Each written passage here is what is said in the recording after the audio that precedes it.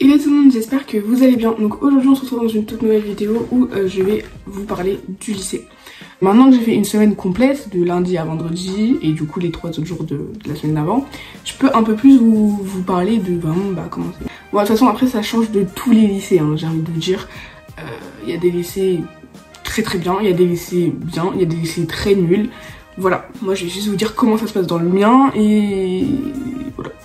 Du coup, déjà, je vais vous parler d'une chose très importante, c'est l'emploi du temps. Ouais, vous allez avoir des meilleurs horaires. Alors après, ça dépend. Si vous avez de la chance, ces meilleurs horaires là, vous aurez l'après-midi. Si vous n'avez pas de la chance comme moi, les bonnes horaires, vous les aurez le matin. Mais bon, après, dans tous les cas, c'est bien quand même. Genre par exemple, moi le lundi, je fais du midi 16h30. Le mardi, je fais du 8, 17h30. Le mercredi, je fais soit du 8, soit du 9, midi. Le jeudi, je fais du 8, 16h30 ou du 8, 17h30. Le vendredi, je fais du 10, 17h30 ou du 9, 16h30. Donc voilà, il n'y a pas de 16h, 17h, c'est 16h30, 17h30. Oui, deux matières qui diffèrent et un fonctionnement de matière qui diffère en fonction du collège. C'est-à-dire qu'au collège, vous aviez art plastique et musique, ça vous enlevez. Musique, je crois pas qu'il y a dans tous les cas. Et art, vous pouvez le prendre mais en spé et en première. Ce que je vais faire. Et aussi, vous aurez plus technologie et ce sera remplacé entre gros guillemets par la SNT. C'est-à-dire que la SNT, ça va être pas de la technologie, mais c'est un mélange de maths et de technologie. Par exemple, vous allez apprendre le codage Python, etc.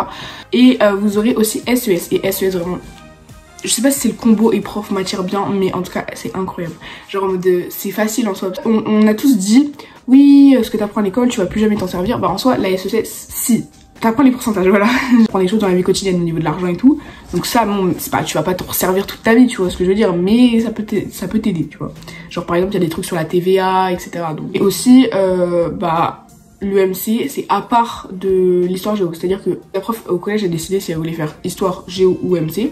Là, la prof d'histoire, elle fera soit histoire, soit géo. Et t'auras un autre prof pour l'UMC. Moi, par exemple, mon prof d'SES, c'est mon prof de MC. Vous voyez ce que je veux dire? Ouais. Alors, ce qui est bizarre dans mon lycée, c'est que, par exemple, moi, dans mon collège, tous les profs jeunes, mais la plupart tous les profs jeunes, je les kiffais. Parce que, genre, tu vois, quand t'as un prof jeune, en soi, il te comprend un peu mieux puisque il a vécu à peu près à ton époque entre guillemets que une personne qui a 54 ans mon frère et qui a eu pas du tout la même éducation que toi, qui n'est pas menée à la même époque que toi. Au lycée je sais pas pourquoi mais genre il y a beaucoup de profs jeunes avec qui ça marche pas. Genre les seuls profs jeunes entre guillemets avec qui ça marche c'est maths. Parce qu'en vrai, elle est un peu bon délire. On la voit trop, je trouve. Parce qu'on a 6 heures de maths par jour. Enfin, par jour, bien sûr. Par semaine. Mais on la voit trop, je trouve, personnellement. Et SES, comme je dis, SES, il est incroyable comme prof. Enfin, tu vois, il est good mood et tout. Genre, voilà.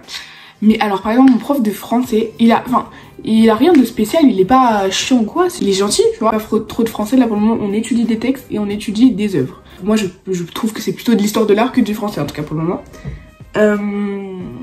Et ma prof d'histoire, elle est pas méchante genre dans le fond tu vois. Et elle est intéressante, pour le coup elle est intéressante. Moi je dis genre quand t'es dans le cours tu vois, elle est intéressante à écouter tu vois. Mais alors elle veut beaucoup faire intégrer son autorité. Et honnêtement pour le coup sa méthode elle marche bien parce que vraiment quand je vous le dis on n'entend pas une mouche voler. Ensuite, ce qu'il va falloir aussi que vous préparez, on va dire, au lycée, c'est que les gens sont en général plus matures. Vous voyez ce que je veux dire? Alors après, il y a toujours des cons, mais ça changera pas, ça sera toujours pareil.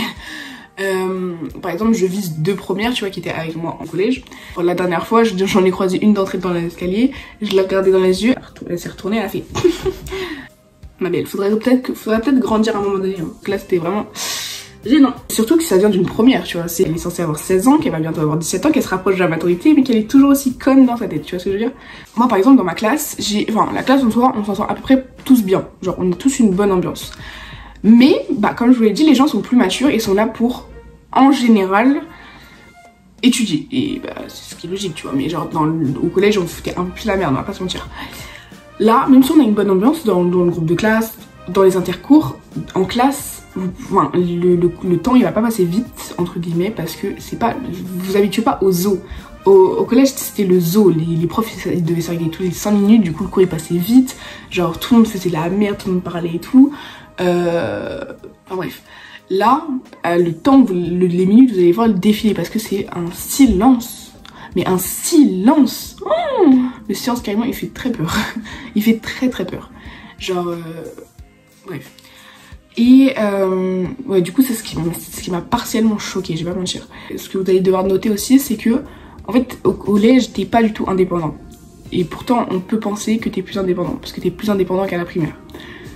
Mais au lycée, en fait le sale truc c'est que la marge d'indépendance que t'as au collège versus la marge d'indépendance que t'as au lycée, c'est pas du tout la même. Et pour une adolescente de 15 ans, parce qu'en général on a 14, 15 ou 16 ans quand on passe au lycée,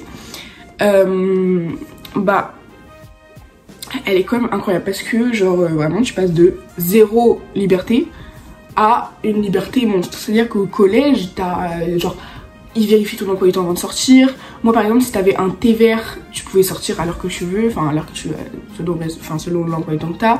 Si t'avais un thé rouge tu pouvais pas sortir, tu devais attendre. Et le R noir tu devais sortir à partir de 17 h, un truc comme ça, enfin bref. C'était un enfer. Du coup voilà. Après ça marche pas comme ça dans tous les collèges, moi ça marchait comme ça, mais en tout cas les profs, les surveillants ils étaient attentifs alors que tu sors. Si t'avais pas ton carnet tu devais rester au collège, bref. Moi là c'est différent, c'est que mon carnet je suis pas obligée de le sortir par exemple. J'ai une carte, elle est dans mon téléphone, dans ma coque, je la montre et puis voilà.